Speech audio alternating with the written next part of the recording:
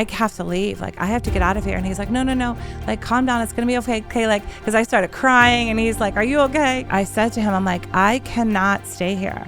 I do not want to learn the full truth of this teaching, because I'm sensing that if I learn it, then I gain the responsibility to come home and share it. And I am not up for it. Theology of the Body, it's a new way of hearing the gospel, a new way of hearing just how much Christ loves us. When we talk about the body, we're not just talking about just the theology. Our theology always informs the biology. They don't contradict each other. A couple who's getting married are saying, this is my body given up for you. The pregnant woman says, this is my body given up for you. The celibate vocation, this is my body given up for you. And so that theology of the body is a study of our bodies and how our bodies get to communicate just how much God loves us. He gave his body up for us. Welcome to the Exposing Catholic Show, where we expose the lives, interactions, and stories of Catholics. Our guests today are Jen and Erin. Welcome on. Thanks for having us. We're excited. Of course. So you guys are with Theology of the Body, Cleveland. Can you give a little bit of background on that and what that is? Sure. So Theology of the Body Cleveland is a nonprofit that we established in 2019. We had done a lot of background work. I'd been studying theology of the body and working with some other priests in the diocese, Father Ryan Mann, Father Patrick Schultz, Father Joe Koopman. And at some point we realized that this thing really needed to be its own entity. So we worked with a board of directors and finally incorporated in September of 2019. Mm-hmm. That's awesome. Yeah. What is Theology of the Body for somebody that doesn't know at all? Yeah, at all. So there's two main ways I answer that question. First is it's a catechesis of John Paul II. So from 1979 to 1984, he delivered a series of talks under the kind of title of Theology of the Body. The catechesis was originally a book that he was ready to publish, but then he got elected Pope. So instead of publishing it, he delivered it verbally over this 5-year period right after he became Pope. So it's the title of a work of John Paul's. But you could also say that Theology of the Body is just a basic concept of a recognition that our bodies reveal who God is. And God created our bodies in such a way to reveal this truth to the world of who he is and then who we are in relation to him. Mm-hmm. Yeah, Theology of the Body, sometimes I've noticed when we say that, people's minds usually go immediately to maybe sexual ethics, or they go to a certain aspect of Theology of the Body, but it's a 600-page book about, and so there's a lot that's covered in it. But the way we typically break it down is it answers two main questions. What does it mean to be human?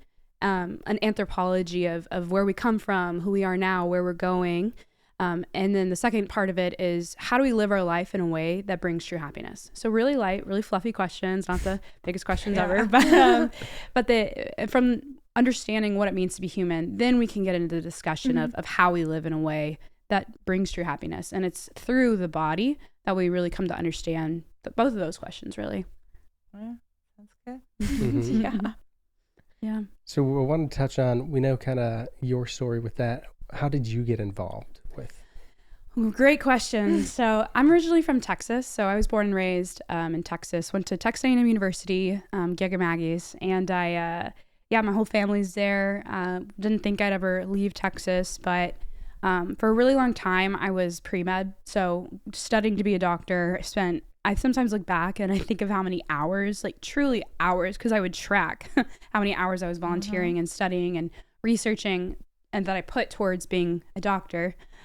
Just for one day when I was a senior, so I'm graduating in 4 months, I have this job at the Catholic Student Center, St. Mary's, and it's actually the biggest Catholic student center in the United States.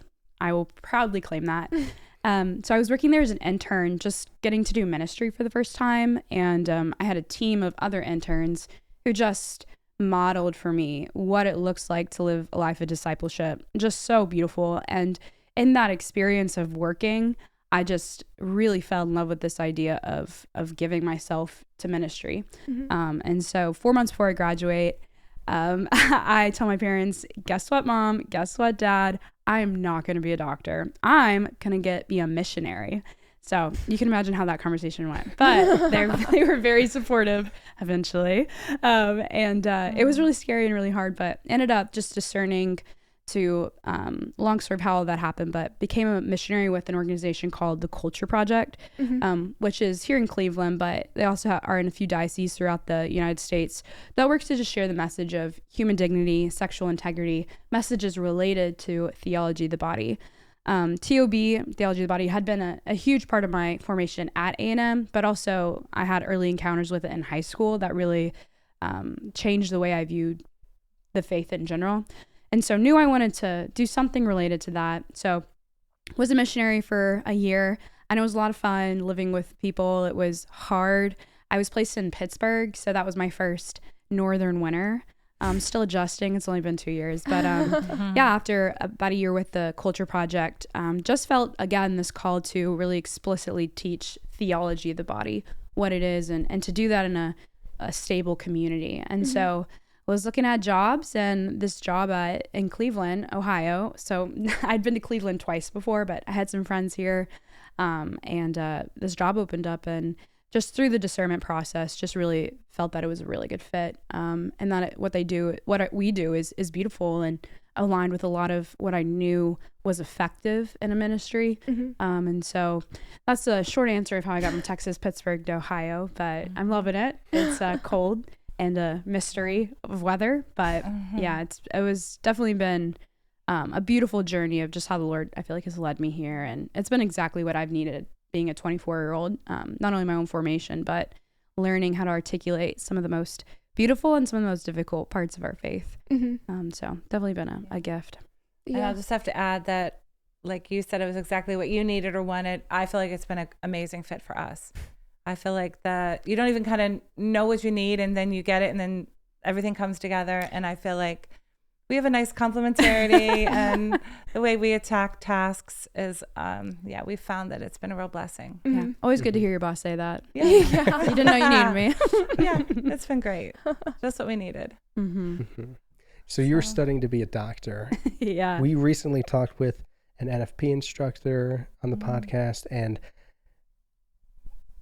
within the world of NFP, there's a ton of theology of the body, and I'm wondering, was that studying to be a doctor and then also learning about theology of the body, were those kind of contradicting each other? Because, I mean, she went to a doctor and all they're doing is prescribing birth control, IUDs, and that type of stuff, and not really even understanding what NFP is.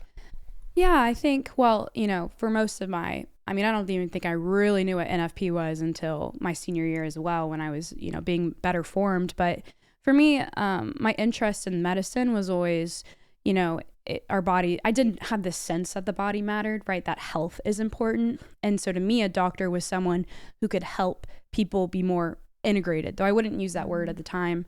I was interested in helping people heal. Healing's always been something that I care about.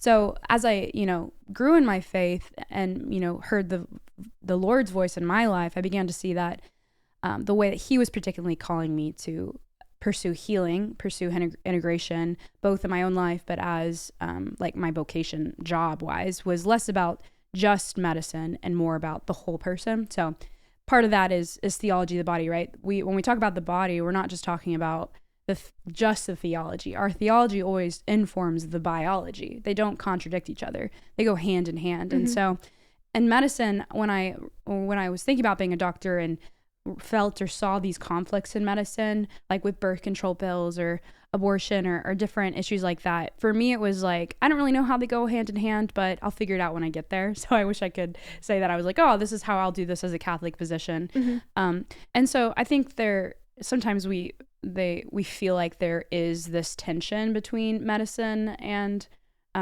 faith, but there shouldn't be, right? And if there is, then I don't think it's like a real one, right? Because we do know NFP is good for women, for the body, for knowing your own cycle and knowing your own health.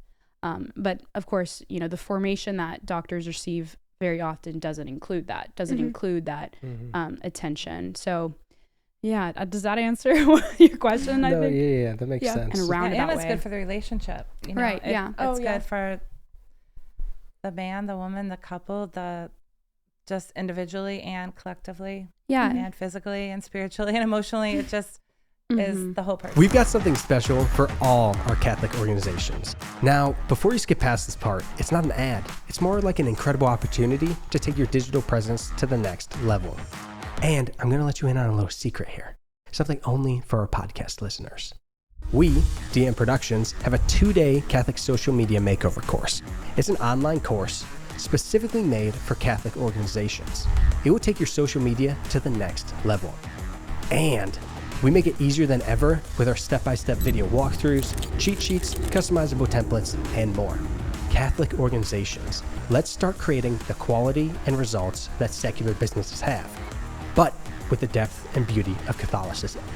Oh, and did I mention the price? $700. But remember I said I was going to let you in on a little secret? Use code DMPodcast to get it completely free. No credit card required. Just pop that code in and you're all set. Head over to www.dm.productions/social media makeover or click the link in the description. Now back to the show. Yeah. When did you start teaching NFP? Because are you certified right now, or I know you taught it for a bit. Okay. Yeah. So that actually that's part of this whole big story, because I mean, the whole point of John Paul writing the Theology of the Body was in response to the call in Humanae Vitae, the 1968 document that kind of just said, we're going to keep teaching what we've always taught, that contraception is harmful to marriage. So in Humanae Vitae, Paul VI said, in order to fully understand this teaching, you're going to need a total vision of man. And John Paul kind of took that and said, okay, I'll give you a total vision of man. And the whole first half of Theology of the Body is answering that question, like, as Erin said, what does it mean to be human? So the way my story relates into that is that my husband and I got married. We had 5 kids within our first 5 years of marriage. And then we just decided that doesn't that sound fun? And we decided that the teaching on contraception did not apply to us anymore.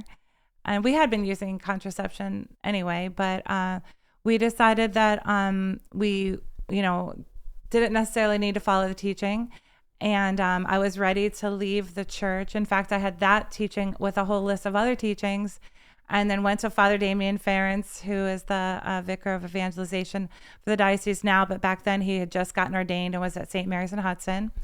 And I went to him and said, I can't hold this together. I need to step away from our church. I was volunteering in youth ministry at the time, and just kind of see what I believe, because I'm not sure if I can, go along with this and try to share the faith with the teenagers when I have more questions than answers myself.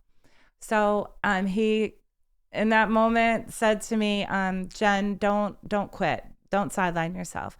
He said, Christianity isn't about figuring it all out and then joining. It's a lifelong journey of seeking God and seeking the truth and understanding our faith. And he said, if you're willing to walk with me, I'll walk with you. And so he started giving me books and articles on the church teachings I wasn't sure about. And through this year-long study and prayer and diving in more deeply, I just slowly opened my heart. And then finally, after about a year or so, came to the conclusion, okay, maybe this 2,000-year-old church knows more than me. And with that, I embraced the church. He then got me a scholarship to go to the Theology of the Body Institute. And while I was there, had another experience of just going deeper and understanding.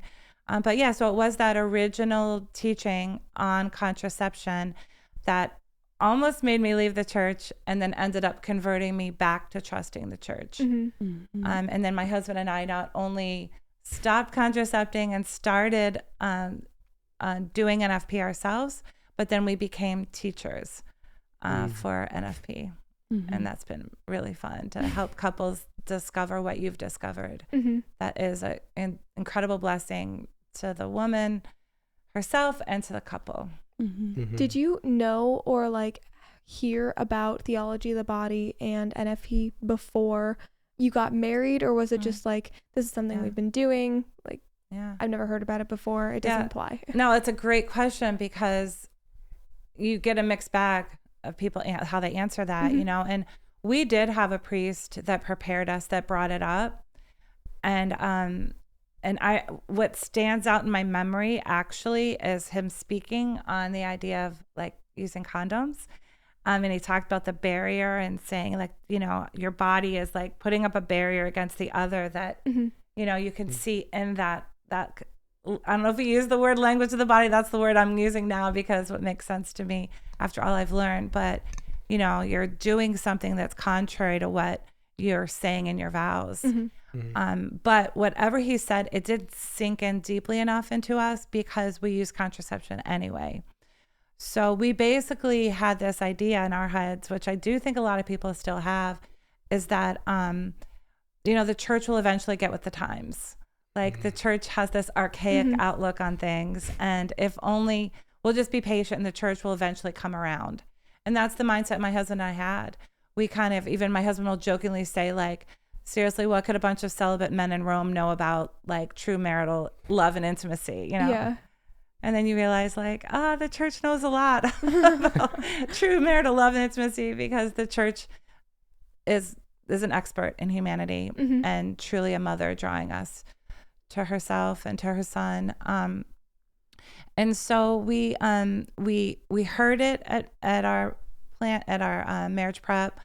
Then when we, you know, came face to face with it in our teaching in our youth group involvement.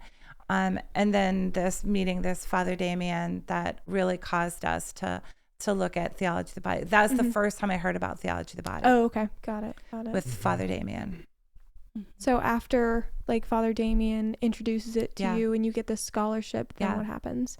Yeah. So we went to a Theology of the Body course. It was in Pennsylvania. And it's kind of a cool story because I not only stopped contracepting, learned NFP, but then prayerfully decided that the Lord was calling us to have another child. So I was now pregnant with my 6th child when I went away to that course and discovered that there was also a lot of young adults in our diocese that wanted to attend that course. So I was in a van with now Father Ryan Mann, Father Ryan Kubera, who many people know in the diocese, Dr. Beth Rath, who's a seminary professor. She was in that van, and 2 other young adults, actually 3 other young adults, Matt DeBroy and Jackie, now they're married, and Steve Fury was a seminarian. He's now an awesome Catholic in our diocese. So this whole van full of young adults and me, and we drive to Pennsylvania. We participate in the course. We all experienced a lot of conversion. But at one point at the course, when I like saw everything coming together and realized where this whole teaching was headed, I just like had a panic moment. And I was sitting next to Father Ryan Mann, a seminarian at the time, but I looked at him and I'm like, I have to leave. Like, I have to get out of here. And he's like, no, like, calm down. It's going to be okay. Okay. Like, cause I started crying and he's like, are you okay? And I'm like, no, I need to like get out of here. Like, as in go back to Ohio. And he like was trying to comfort me. And then luckily the session ended and Christopher was available and he and I spoke in the back of the room. Christopher West. And I said to him, I'm like, I cannot stay here. I do not want to learn the full truth of this teaching because I'm sensing that if I learn it, then I gain the responsibility to come home and share it. And I am not up for it. Like I see these 2 worlds as like these 2 irreconcilable differences. And I, don't want to like take on that responsibility. And then he just like, I'll never forget, like he just like looked at me and he said, Jen, this is not about you taking on the full burden of it and figuring it out on your own. He says, this is about you just opening your heart and allowing Christ to do work through you. And I'm like, okay, that I can do. So again, there's more to me accepting that, but it was that was in 2005. Wow. A long time ago. That's crazy. Like to have what is it called? It's on the tip of my tongue. Oh my gosh, I hate when this happens. Details. I lost it. I don't know. conviction? Yes, that's it. Oh my gosh, See, he we knows just like me. experienced He knows me. a moment Conviction here. of heart. Yeah. He does. The conviction of heart to be like, if I know this information, Yeah. I can't go back to the way that I was before, Yeah. and I need to share it because it's so Yeah. important. I think that's Yeah. really beautiful. Yeah. And also though that I was like filled with fear because I was looking at it from the lens that it was like my doing. Like I was going to have to figure out how to share it. Mhm. But the second that I realized that I could open my heart to the power of the Holy Spirit and just trust in the Holy Spirit working through me, that is where I went from fear to peace and probably courage too. Mhm. Mm-hmm. Yeah. I think those moments for people aren't rare when they encounter theology of the body and they have a come to Jesus moment, Yeah. literally, of like, Yeah. this is either not how I'm living or this is like beautiful in a way that I desire to live, like, and it demands a response of me, right? That's conversion in general. But I remember for me in high school, I'm a high schooler trying to like figure out what's right, what's wrong, how far is too far, classic. Yeah. And I the precursor to Theology of the Body, a book Pope John Paul II published when he was still a cardinal, is called Love and Responsibility.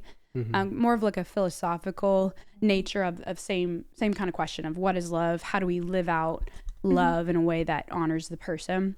And it's super dense. Like I just read it finally for a course I'm in, and I, as a 16-year-old, I look back and I'm like laughing at myself trying to read this super intense work. And so I actually have the copy I bought off of Amazon, and you can see where I stopped highlighting. It's page 7. So that's how far I got.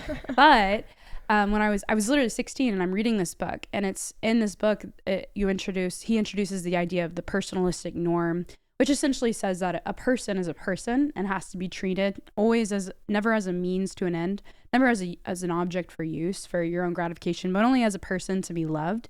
And he explains, kind of breaks down what that looks like in the context of a marriage, what that looks like in romantic sexual relationships, and how we like giving me the standard essentially of love that was just to the 16-year-old who, excuse me, had no idea how to love, no idea that like had great dreams and great hopes and great desires, didn't know that it was actually possible to live in relationships of intimacy like that. And I just remember like kind of barely grasping some of it, right? Some of it I got from the book, some of it I got from Google, but I so clearly remember this moment like, all right, like if that's real, like that's what I want. I want to give myself totally, and I want to receive the gift of another totally. And for me, that moment, which again, like I did not walk with the Lord really intentionally for years after that, but it was just this moment where I saw how beautiful the church's teaching is, how it actually speaks into the depths of my heart and what I desired out of life, even as a 16-year-old. I'm aware that is such a graced moment. Like that was pure grace from the Holy Spirit. But so often Theology of the Body, I think, impacts people because it really does speak to the deepest desires of our heart. Like, how do we live in a way that honors what we want, like honors relationships? And it's challenging, but when we live in accord with the truth of the church, we find those answers in the person of Christ ultimately. That's probably one of the best things about teaching Theology of the Body is that you get to watch people have these conversion moments where they're first hearing them kind of more like rules, you would say. Yeah. And then what happens is as they're learning them, all of a sudden their hearts start shifting and they actually desire to live according to what you're holding out for them. Like I recently had an experience where a woman came to meet with me, and she actually, even walking in, she started mentioning the rules, and I'm a rule follower, and the rules and this and that. And I just thought to myself, oh, because I knew why she was coming, because she was living with her boyfriend and she wanted to talk about that. And I just thought to myself, this is going to go well because she's just going to be like angry at the rules the whole time. But then we get into my office and we just started talking a little bit, and I asked her to tell me like the story of their meeting and they're falling in love. And before I knew it, she's like in tears and she's like, I want to marry him and I want to like really truly live out the sacrament. And like, I didn't even really say anything. Like, it's just her own learning about the reasoning behind the rules that changed her heart and then had her now then desire the good. Yeah. It was really beautiful. Yeah, we had the same kind of experience with NFP. Okay. And guess, learning the truth of it instead of just viewing it as you can't do this, you can't do that, but understanding the why behind it. Exactly. And it just makes it so much deeper and more meaningful. And that makes us want to share it with everybody. Yeah, I mean, I had a similar experience to you in relation to the fact that it's like, oh, what is this thing? And like, hold on, like this doesn't really make any sense. And now I got to go and learn about it to make it make sense. Yes. Type of thing. Because I was about to go to confession, and I'm reading through like an examination of conscience. And it's a very simple one where it just kind of bullet points some common sins. And I got to one that said contraception, or something along the lines of contraception, and then it also like did a little parenthesis, including withdrawal or pull-out method. I was like, okay, because in my mind, yes, abortion is bad. Yes, all these other things are bad, but I was not aware of the sexual teachings about that. Like, how else do you control it? Like, it made no sense to me. Right. And so then I'm like, oh boy, this is why Catholic families got 20 kids and rolling around in a van and they fill the pew. And so I went down this long rabbit hole of how, well, like why, how, and how do you also plan to have a family? Because there's no way that you're just supposed to throw it to wind and just be like, it's all right. You know, it's going to, there has to be some sort of participation, some sort of human participation in the decision for your family and for kids.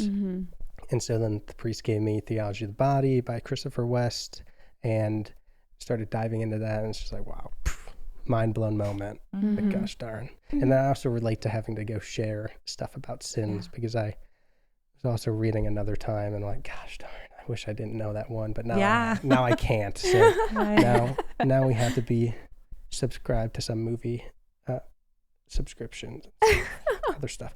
Anyway. Oh, that's good. I love it.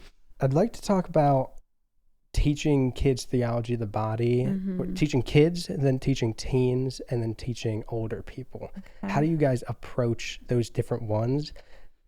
Specifically, like before teenagers, then teenagers, and then adults. Yeah.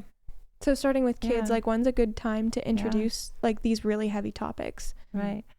I definitely for sure agree. It's like a lifelong conversation that you're having.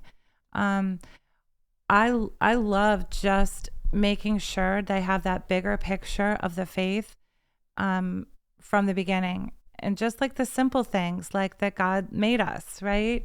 That God that God is love, and he made us out of love, and he made us to learn how to love. And even just this idea of male and female, he created them, like that needs to be taught and repeated. And the goodness and the beauty, you know, why did God could have chosen any way to make us, but he chose to make us male and female, and the complementarity of the two is how life goes on in the world. So those basic ideas repeated again and again through those early years. And then where the shift happens, I would say, would be when they're getting ready to go through puberty. And then now you're talking about their bodily changes and how they're different for boys and girls, and what that looks like and what causes it, and what do you think it could mean? You know, like one of the things we do is we pop up a picture of, okay, guys, you're going to get a little bit taller than the ladies. You're going to get a little bit more muscular and a little bit more angular in your shoulders and things like that. You know, why do you think God planned it that way? And then allow them to go into like a theological kind of wondering of why he made us this way. And why is it that the woman's body gets curvy? And, you know, why does she have breasts? I actually even asked them, why does she? And then to go down that path, because that's how God made her, to nourish, you know, her children.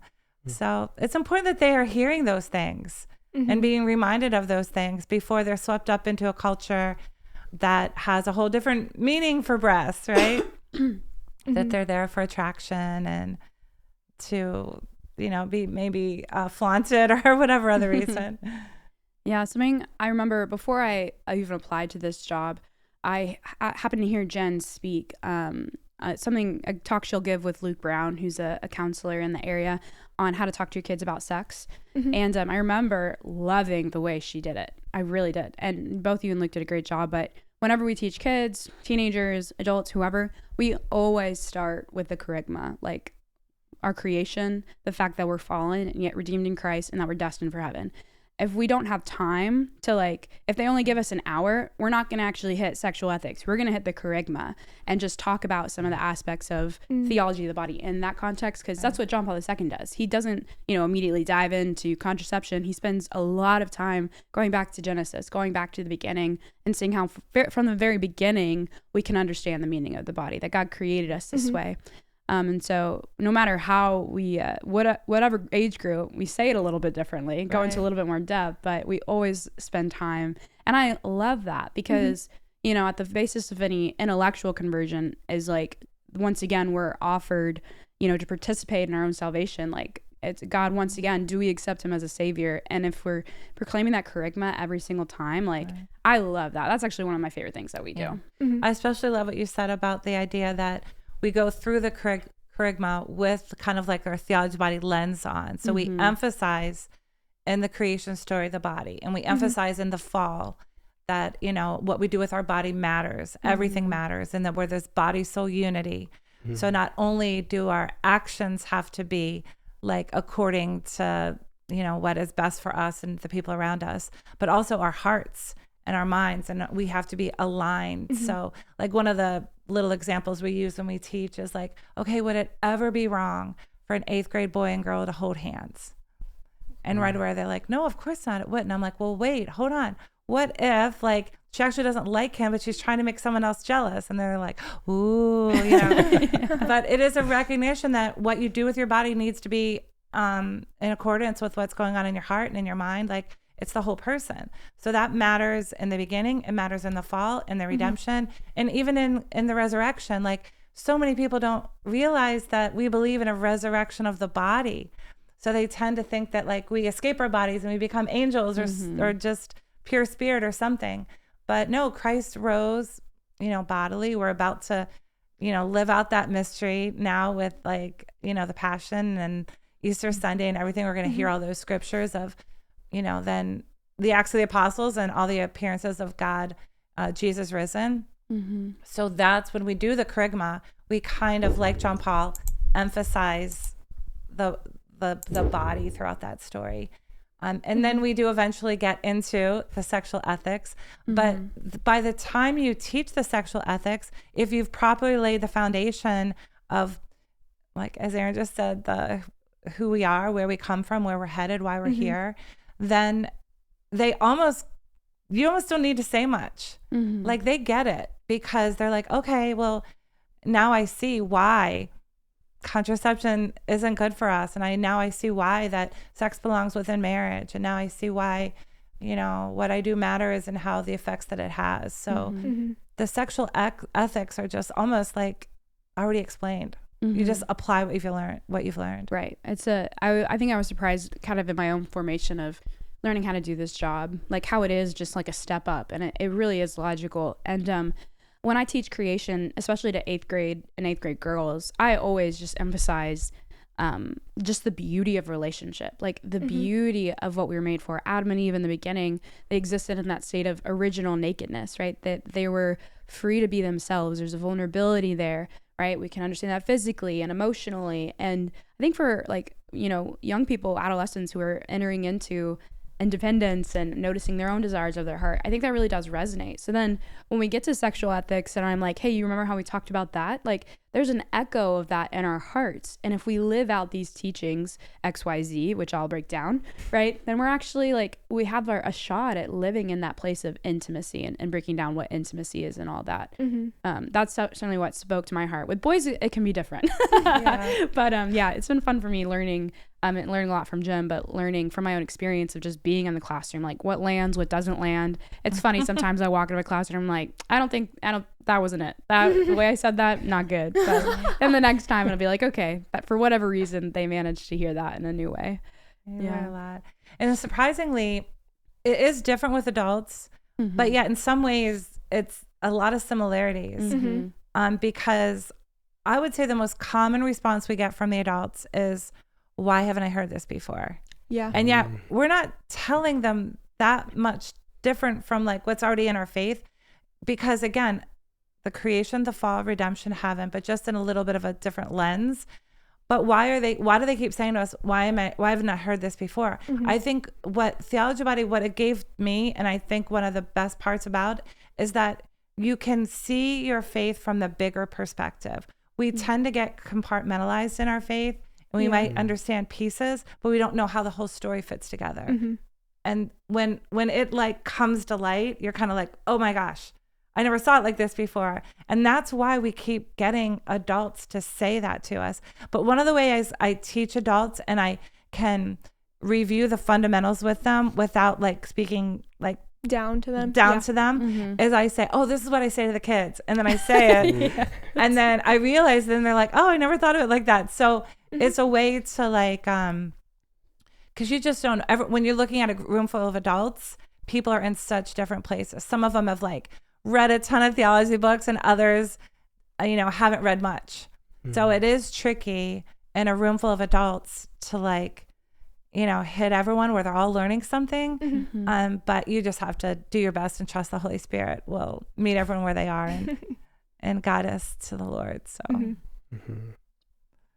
what about people that are in public school, or maybe whatever school they're in, they don't have a good foundation teaching them that. And so, I remember going through sex ed in a public school, and basically all I can remember is that they brought in 2 girls that got pregnant when they were teenagers and said, you don't want to be them. Their life was ruined. Here's how to prevent being them. Didn't touch on abstinence. It was just make sure you use some sort of contraception. Yeah. Without a doubt that you can get caught up in like a fear-based teaching, and I would have to admit that like when I first started doing youth ministry back in the day, I realized that was my approach. I'm like, you could get an STD, you could get pregnant, you could lose your parents' trust and respect, you could get a broken heart. Like everything was negative and fear-based. And it was only after learning the Theology of the Body, I'm like, and you're going to miss this beauty and this goodness as it's supposed to be. So I think that switching things around and making sure you share the beauty and the goodness of what can be when you trust God with his plan for things. So that's important. But I do think that as far as like public versus Catholic, like we currently only teach in Catholic schools, and like what we think is like the best thing that we bring is an integration of our faith. And then we kind of lay the foundation of the kerygma, creation, fall, redemption, heaven. Then we teach the puberty and the reproduction. And then we end with more theology, the theology of celibacy and marriage.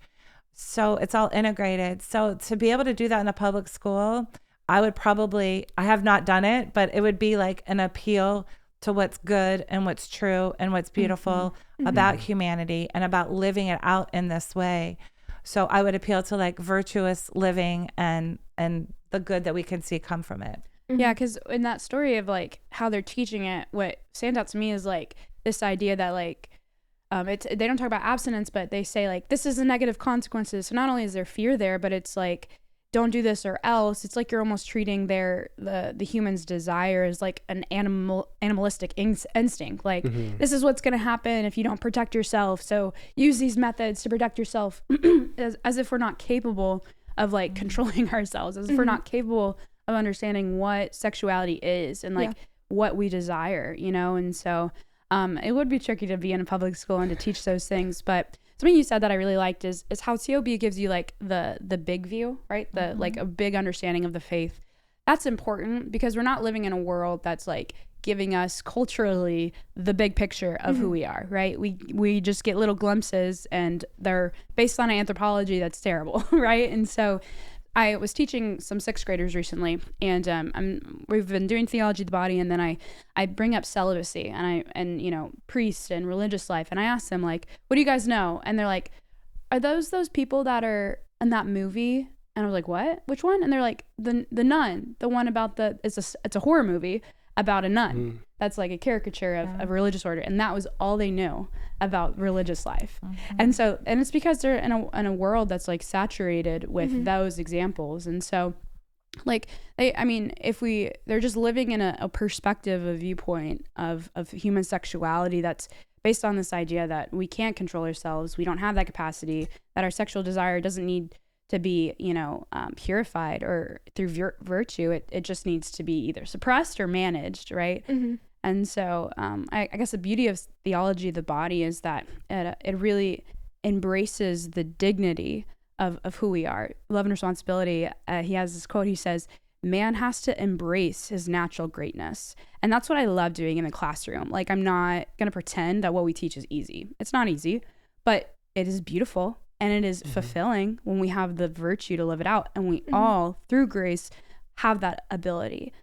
People will say no and people will say yes, right? But if we want not a mediocre love, but an excellent love, if we want not a mediocre life, a mediocre marriage, like it takes work, but through a relationship with Jesus Christ, like it is possible. And so, I mean, fundamentally, I don't know if there's a way around it, but public school sex ed is always going to shortchange people, right? If they're not able to really talk about the meaning of our sexuality, which is fundamentally related to God and who he is and his love for us. Yeah, I mean, they're basically treating it as, we know you guys are going to go have sex, go do whatever you want. So make sure you're using these methods to prevent anything quote unquote bad from happening to you. Right. Yeah. But let's say they are Catholic and the parents are sending their kids to public school and they want to pull them from sex ed, but how do they inform them? What are the resources? How can they actually give them a good education based on theology? Just give Jen Ricard a phone call and say, what do I do? TMBCLE. There's actually some great resources out there. There's an organization called Ruah Woods in Cincinnati. They publish Theology of the Body curriculum, so that would be great for, and it's by grade level for introducing your kid to these basic concepts. Another company, Tobit, we love their resources as well. I would just, my advice would be, is just the whole time you're teaching the biology, you keep mentioning God. That's how I would do it. And I'd be honest, I wish I could say I did it well and that's how I know it works. I wish I could do it all over again because I did not, I was learning it myself while my kids are growing up. And I wish I did a better job personally, but I would just, and this is what Erin and I do when we teach puberty and reproduction. We're like, you guys, isn't it amazing? Like the body does this, and isn't it so awesome how God made our bodies and how God designed the woman's body to do this and the man's body to do this? So I would, learn the biology, make sure you review it all yourself as a parent, and then just as you share it with your kids, and most parents are afraid to talk about it. I think we're afraid to talk about sex with our kids because of all of the baggage that we ourselves have had, and it actually makes me cry because I know myself. I did not have the best experience going through, high school and college. And there is a lot that I had to recover from, and how it deformed the way I look at sex and male-female relationships. And so, we have to remember, though, I think it was actually Father Ryan that said this to me, is that we have to remember when we talk to our kids about sex, they don't have the same baggage we have. So our kids are they think it's amazing and awesome. You should see how excited the kids get when we come in, because they're oh, we get to talk about this thing, and some of the points of our teaching, I make sure, I'll say, for example, okay, when we say, and the man leaves his mother and father and clings to his wife and the two become one, what are we referring to? And they're you watch them and they're looking around and they're marriage. I'm yeah, marriage and what? Well, we're talking about the one flesh union. And I wait until one of the kids says sex or sexual union, because they need to be able to be comfortable saying sexual union, in school, in a church, and to see that it's good and beautiful and cherished by God, and it's his plan. Because if we're not saying it there, then the only place they're hearing it is in a derogatory hookup kind of, negative way. And that's what we need to reclaim. No, sex is good and beautiful and wonderful and amazing. And because it's so amazing, it needs to have guidelines like surrounding it. So it's protected and seen as sacred by people that are engaging in it. Yeah. That is so beautiful. Oh my gosh. Like, I agree 100%. Yeah, I think the best weapon against the way that culture's going and the way that they envision sex and porn and masturbation and all those things is to be educated about it first. Yeah. That way, when you encounter it, you're kind of disgusted by what is happening because you know that thing is false. Right. And that what I already have been taught and believe is the true and the beautiful thing and not the fake counterfeit stuff. Yeah, and if kids don't have like the truth being spoken to their identities and like the truth about their sexuality being shared with them, like they don't know. I remember, you just don't know what you don't know, you know, and kids don't know that they're going to feel like their sexuality is something to be ashamed of or something dirty.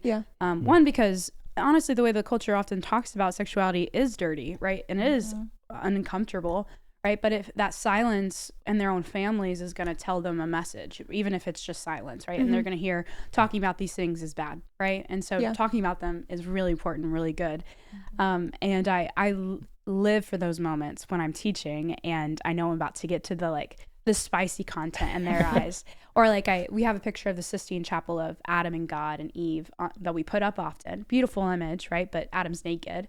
And so I'll put it up and I'm talking about it and you just see their faces and they're like, oh, what? And over the course of the few days is, you know, it's not that they're becoming, you know, desensitized to the human body. They're just able to see that it's actually beautiful. Like it's actually, I can talk about this in a normal way. Like I don't need to be afraid to say these words because it's a part of our body. All of us have these parts, right? And it's just so good to see how they begin to be like just reverence the body and that it is beautiful. And then what Jen said about like they really do love it, I am surprised. They really do love it. Like they love talking about the body and about sex, right? And we're not doing it in a crass way. We're doing it in a beautiful, reverent way. And at the end of the week, both boys and girls are like, will you come back next year? Like, I love you. And they're so cute. And obviously it's affirming as a teacher, but it's also like, there's something about this that they love, not just because it's different from regular school. No, they love that this connects to their experience. This is what they're curious about. And it's such a gift to be able to be someone, an older sister, you know, that speaks into that. I love it. There is something super like sensitive and sacred about it. So there's a part of it that is tricky because you're always, my hope is, and I sit there and I look out at these like 6th graders, because that's when we typically cover reproduction. I think to myself, oh God, I hope and pray that they've already heard this from their parents. And that I'm just here to affirm what they already have known and experienced in the home, you know? And I say to the kids, I'm like, I know, because you shouldn't be comfortable talking about like sex in a classroom, right? Like or talking about sex all the time, because it's private, it's sacred, it's precious, you know, all of those things. But yet, and I said to them this past week, I'm like, do you guys realize like the reason we're saying this in a classroom is because it's very important that we all understand the true biology of it. Because if we don't know that we all know the true way that the body works, there could be misinformation. And misinformation could be shared and spread, and then kids could be sharing misinformation. And this is why any school has it in their curriculum that reproduction is taught, you know? So good information is shared. But then to make sure that that good information is shared in the proper context of, you know, God, our creator and designer of life and love, and then his plans for making the male-female relationship and the new life brought into the world for it to truly flourish, would be to embrace the true sacredness of every act. And going back to your point about the silence, is they're going to be curious no matter what. Right. So whether they learn it in school, whether they learn it from the parents, or if they don't learn any of it, everybody's getting phones. It's getting younger and younger. They have access to some sort of information. And so most likely if they're looking up on the internet, they're going to get the wrong information. Right. And I've noticed there's a way of talking about it with, you know, just middle schools in particular, where they're like, think it's funny and like make jokes about it if they're, you know, and can treat it as this like gross like thing, right? And so that's one of the things that Jen's saying of like being able to reframe it in terms of what's sacred and good. Like sometimes they'll get a question and they'll use slang, right? Or they'll say it in like a way that's like a little bit demeaning, but they don't know. And so to even like reframe their question is like, and use words that not only are the actual words, but also just apply that level of reverence, right? That it really helps them to see like, to change their own vocabulary from this thing that's like funny that I'll make jokes about with my friends into something that's actually very beautiful and deserves that level of reverence. Yeah. Hopefully helping them make that transition, I think is good. Yeah. But the reason they have that lack of reverence in the way they speak about it is, again, if there's silence, right? There's silence in their own home or whatever it is, and no one's ever spoken into it, then they're going to look at the TV and the songs that speak about, you know, sexual relations and men and women with such derogatory ways, you know, and that's what's going to inform their vocabulary and their way that they see the world even. Yeah. Do you guys teach on social media and music and I guess culture in general? Actually, Culture Project does a really good job at that. Yeah, they have a great And as Erin mentioned, we do have Culture Project in our diocese, and looking at our curriculum and looking at their curriculum, I would say that like our curriculum is kind of like the foundation, and that their curriculum is more like applying the foundation. So they have a talk on social media. Right. Yeah. So yeah, they do a great job of that. If the teacher, we're always really flexible. Jen has given me great advice of always talking to the teacher about the students because they know what the students need. And so there's a classroom, a school, that I went in and the teacher told me like, hey, they particularly like are struggling with social media. And so then I know like, okay, maybe I'll spend some time speaking into this. But I found this like, and you know, Jen, I'd love to know your thoughts. We haven't actually talked about this, but like some of the kids listen to artists that I know are like very popular, but definitely, you know, not the most clean, right? Or speaking of things in the most reverent way. And so it's this weird balance of like meeting them where they're at. Like if someone's like, I love Drake, I'm not going to be like, oh, really? Well, Drake, blah, blah, blah, blah, blah, blah, blah. Right. Instead, I'll be like, I love Hotline Bling. Do you remember that song? Right. And maybe they'll like that one. But it's been weird for me to try and navigate like how to interact with those particular cultural pieces. But anyway, but so yes, and as a way of relating, but not always explicitly. I don't know. And one thing that's coming to mind is Erin mentioned that we use the picture of Adam in the Sistine Chapel because it's the moment of creation. And you see like Adam and God the Father. And it's important for them to hear because you mentioned social media and their access to their phones and the internet, and pornography always is a factor in that. Like, are they accessing pornography? And the more stories we hear and the research done on how early on that they're exposed to it, it's so important to bring up the idea that if they've seen it, you know, how do they respond? And especially the fact that we're putting up a naked picture of Adam, like how is that different than what they're seeing out there? And John Paul actually addresses this in the Theology of the Body. He says that the difference is in the intention of the artist.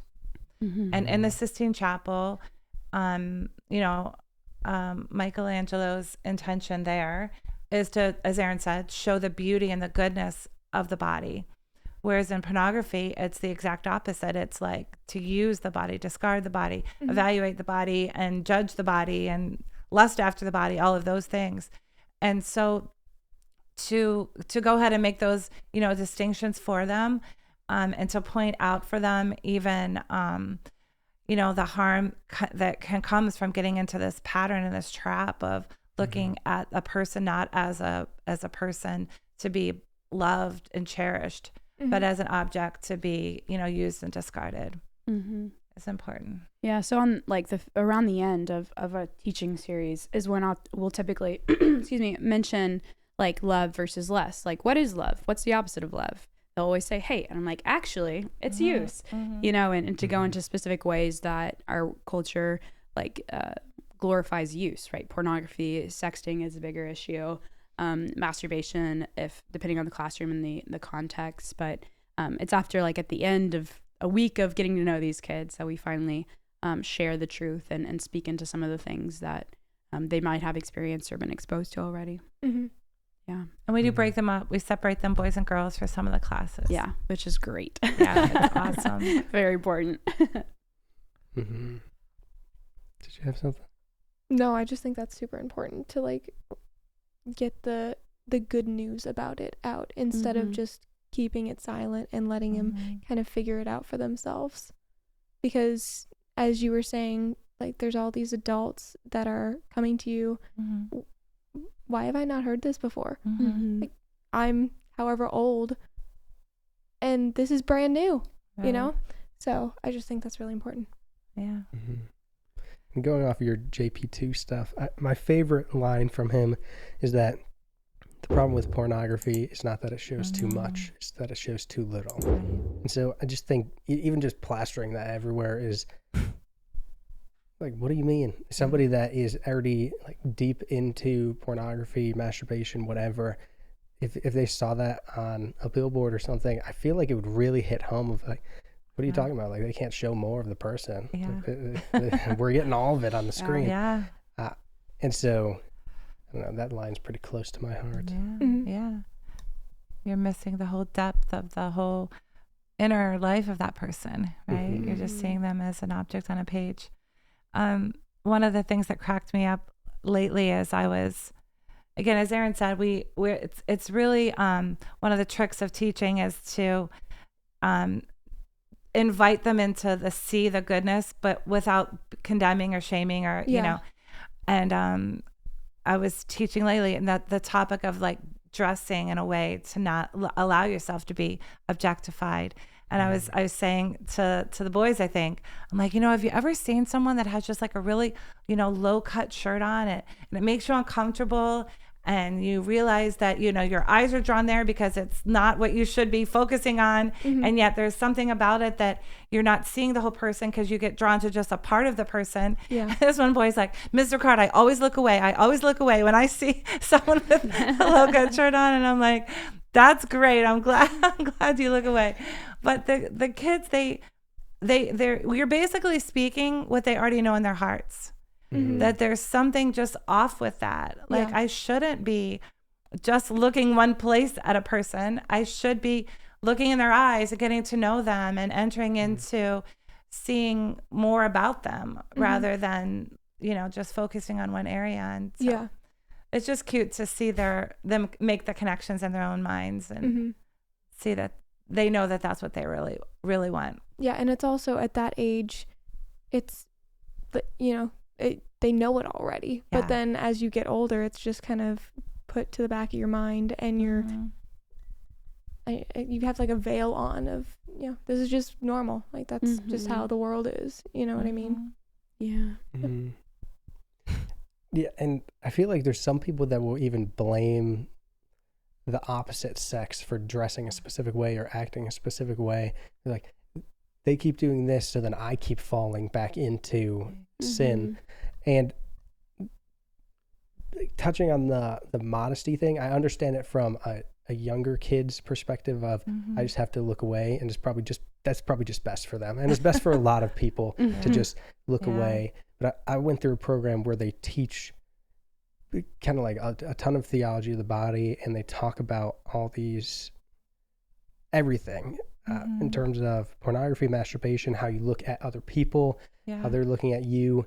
And the answer to it actually is not that like covering up more would solve the problem, because the problem is not really with them. They have their own stuff. It's in your heart because you're looking at them like that. There could be a completely naked person trying to seduce you, cause you to lust, but you can still look at them with love. That's and you a don't really good like point. necessarily have to look away. And so being able to have the knowledge, have the education on that, so that your heart is formed in a specific way, not to lust after them. Right. And you were saying like, even if a person is completely modest, like I'm dressed head to toe, like you can still lust after them. So there's that side of it too. Well, in every interaction, there's both people and both exterior and both interior, right? So there's so much going on, and what's going on in both of your hearts matters. So without a doubt, like even what's coming to mind as you're speaking is a friend of mine does amazing art, and she was sharing with me an experience of painting from nude models.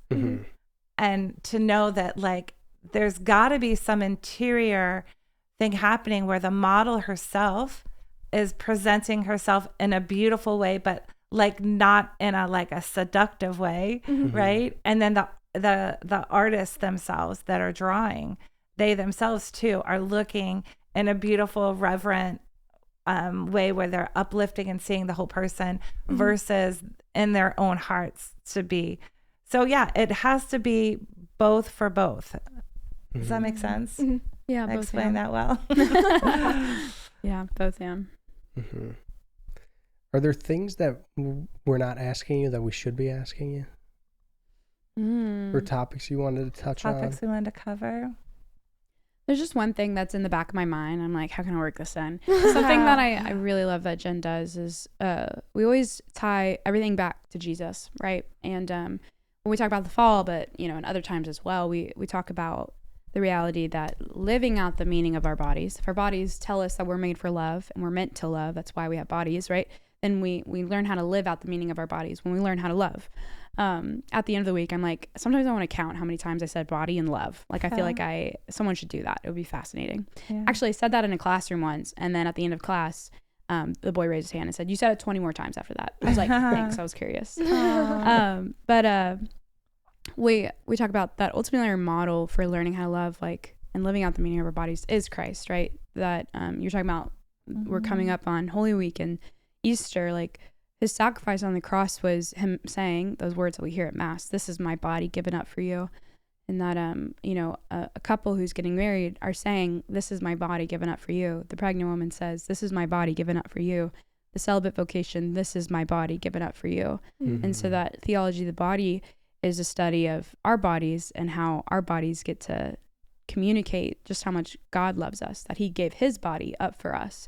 And that we participate in that. And I think it's one of the most beautiful things because for me, like, theology of the body is so many things, but it's a new way of hearing the gospel, a new way of hearing just how much Christ loves us, that he wants an individual relationship with every single one of us, where we experience the sacrificial, self-giving love of Christ giving up his body for us on the cross in a new way. And we get to respond and return that with living out the meaning of our bodies. It's just to me, it's just constantly a source of meditation for me. And that I just love that part of theology of the body. Yeah. That's beautiful. Thank you, Erin. Yeah, that's powerful. I think that a lot of times when people come to our classes and they, especially as they're finishing up, they're always like, then in the end say to us, but like, how do I share this? Like, how do I share this? How do I share this with others? And always does seem to come down to, in your own personal way, figuring it out, like when you're supposed to speak. So you pray your way through, like, am I just supposed to be walking with this person and loving them and maybe not even necessarily saying anything yet? Like, that might be the case. But always just trying your best to hold together truth and love. If that Father Damien hadn't invited me to go ahead and seek truth, like, that was the most loving thing you could ever do. It would have been very simple for him to be like, no, it's okay, Jen. I don't want to tell you what's true because it would be too hard, and just keep doing what you're doing. Like, that would have been the easy way out, but he didn't. He courageously invited me to learn the truth, but he shared that with me in a very loving way. And there's been so many times in my own life where I'm called to share, but maybe just share a little bit in a simple way. But more importantly, let that person know that I'm going to stay by you no matter what. Like, whether you receive this teaching or not, whether you want to keep learning or decide that you're not ready right now, like, either way, I'm not leaving you. Like, I'm going to stick by you and I'm going to just journey with you.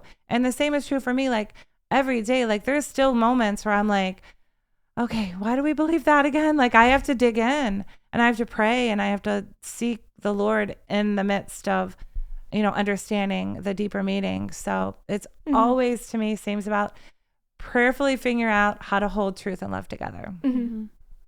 Yeah. Yeah, that's awesome. Because I think the priest that where I encountered that thing on the examination of conscience was that seed. It was just a little bit, and then he kind of explained some, and then recommended if you want to actually really learn more, this is a really good book for, I guess, somebody in your position or in, like your timeline, I guess. But where can people find TOBCLE? Yeah, so we have a website, tobcle.org. You can go there. You can see all of our upcoming events that we have going on. Yeah. In addition to teaching a lot in schools, we also do events at parishes. So I mentioned a talk Jen gives with Luke Brown. So we'll go into parishes and give specific TOB talks. We'll also do different book studies. So we just finished up a book study with Father Ryan here at St. Basil on Theology of the Body for Beginners. And we'll do another book study here. We partnered with the Marriage and Family Office to do a 5-location book study on Genesis of Gender. So there are opportunities for information for adults and as well as us going into school. So all of that and information on how to bring us in, or also just how you can participate with one of our events is on our website. Yeah. And social media? We do have social media. Our faithful Jen Martin, who actually works at St. Mary's Hudson but does part-time for us, is incredibly helpful in helping us with that. So we're on Instagram and Facebook. Those are the 2 that we're on. Yeah. So. Cool. And we have some exciting news. We're going to be hiring again. So Erin's been with us for about 6 or 7 months or so. 8 or 9 now. Oh, is it? If you can believe it. Yeah. Yeah. It's been so fast. It's flying by. And so our board did vote. We had a great fundraiser in the fall, and then made a decision to go ahead and proceed with another hire. So we just posted the job this week, actually. So we're looking for someone that would specifically kind of help us with our father-son event, and involved in like men's conference and men's retreat, that kind of thing. So yeah, we're looking to bring some balance to the organization, the complementarity that's in the Theology of the Body. So yeah, we're excited. So hopefully, entry-level position, somebody that's maybe coming right out of either college or a year of mission work, that has a heart for sharing Theology of the Body. Awesome. Well, thank you guys for coming out. Thank you so much. Thank you. Of course, this is a gift. Really great. Thanks.